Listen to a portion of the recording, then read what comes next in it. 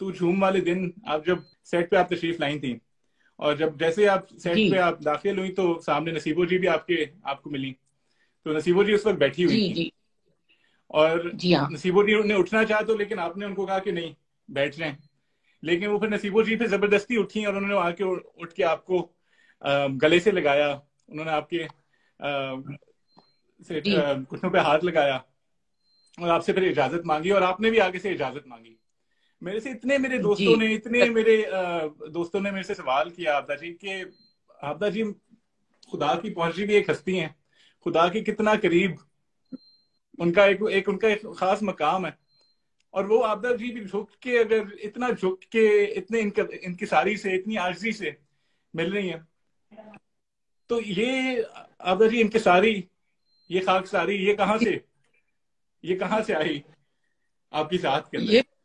یہ بھی تو اس دروازے کا تحفہ ہے نا، اس دروازے کی دین ہے یہ.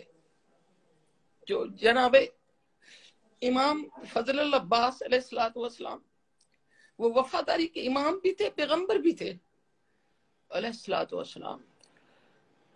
تو یہ ساری جو ظہور، میں کہوں کہ سب چیزوں کا ظہور جو ہے، ادب کا، نگاہ کا، راز کا، یہ سب وہاں کا تحفہ ہے. ہم میں کچھ بھی نہیں ہے، ہم میں کچھ بھی نہیں، بس جو ہے وہی ہے. بس مجھے بچپن میں میری اماں نے مجھے قیدی بنایا تھا جناب امام حسین علیہ السلام کے دروازے کا، ان کا قیدی بنایا تھا بچپن میں ہی. زنجیر ان کے قیدی ہیں، شہنشاہوں کے. اب مجھے بات نہیں ہو سکی.